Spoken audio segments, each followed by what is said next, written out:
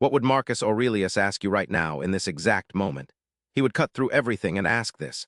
Why do you hand the keys to your own peace to strangers, to critics, to people who will forget your name before the year is out? 2,000 years ago, the most powerful man on earth struggled with the same hunger that may be consuming you right now. The need to be seen, to be approved, to have someone nod and say, yes, you are enough. Marcus Aurelius, Emperor of Rome, wrote his most private confessions not to be published, but to remind himself again and again of a truth he kept forgetting. Today, that truth belongs to you. The Stoics built their entire philosophy on one foundational division, and it is the division that changes everything. Epictetus, who began his life as a slave and ended it as the most influential teacher in the ancient world, opens his Enchiridion with these words. Some things are in our control and others not. Things in our control are opinion, pursuit, desire, aversion. Things not in our control are body, reputation, command. Reputation, not in your control. Read that again. Not difficult to control, not hard to manage, not in your control, full stop. This is not resignation. This is not passivity. This is the beginning of freedom. What other people think of you lives entirely inside their minds, shaped by their fears, their wounds, their mood on a particular Wednesday afternoon. You cannot enter that space. You cannot edit it. You cannot earn your way into permanent favor because the conditions for their approval change the moment you meet them. Marcus Aurelius understood this completely.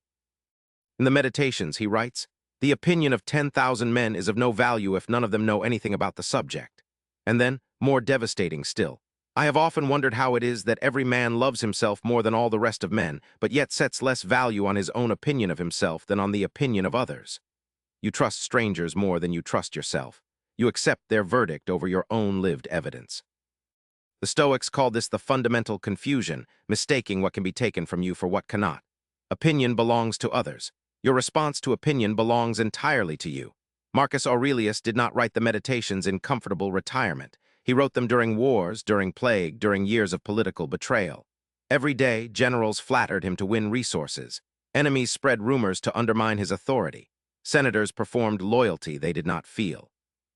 And somewhere in the silence of a campaign tent on the Danube frontier, he wrote to himself, "Receive without pride, relinquish without struggle.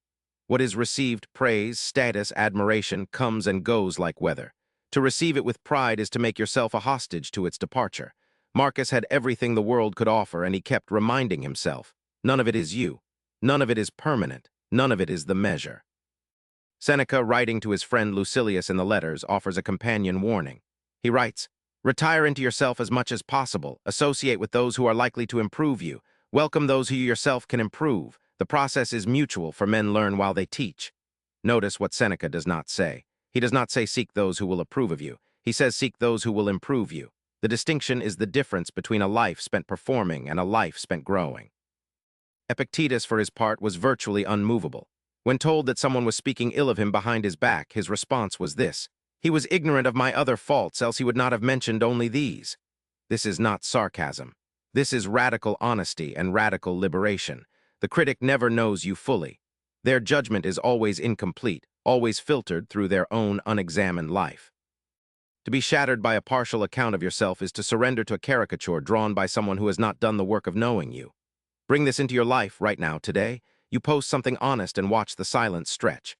A colleague receives credit for your work and no one corrects the record. You make a decision that feels right and the people around you go quiet. You lead and someone smirks. You create and someone reduces it. Every one of these moments is a test. Not of your value, of where you have placed your foundations. Marcus Aurelius writes in Meditations, Book 8, "Confine yourself to the present, not to how you appeared yesterday, not to how you will be judged tomorrow. This moment, this action, this quality of character, that is the only ground you can stand on. Here is the practice. When you feel the pull of external approval, that tight, anxious reach for a nod that hasn't come, ask 3 questions. First, is this thought mine, or is it their fear reflected back at me? Most criticism is autobiography. People condemn in others what they secretly fear in themselves. Second, would I make this same choice if no one ever knew? If yes, proceed. You are operating from values. If no, pause. You are performing for an audience that does not exist. Third, what would I tell a younger version of myself who is still waiting for permission to live fully? You already know the answer. You have always known the answer. The Stoics called this the inner citadel, a fortress of clear judgment that no external event can breach. Not because you become cold or indifferent to others, but because you become rooted.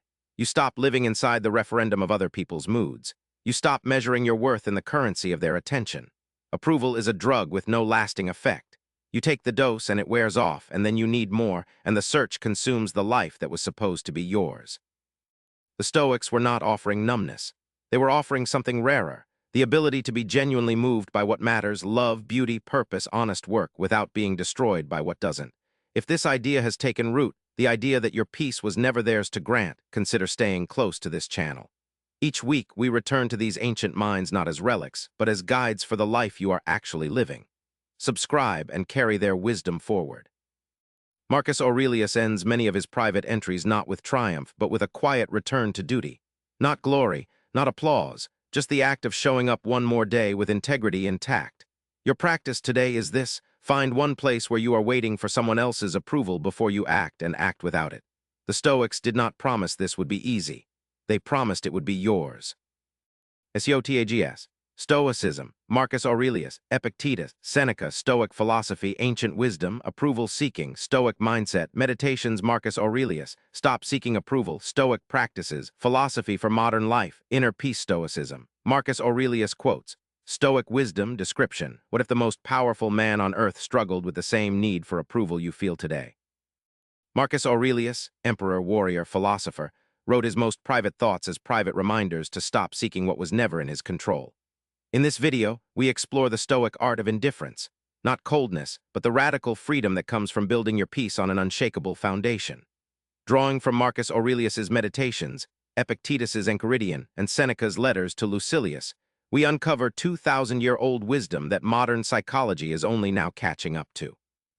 What you'll discover: why Epictetus called reputation not in your control, and why that is liberation. How Marcus Aurelius practiced indifference during war, plague, and betrayal.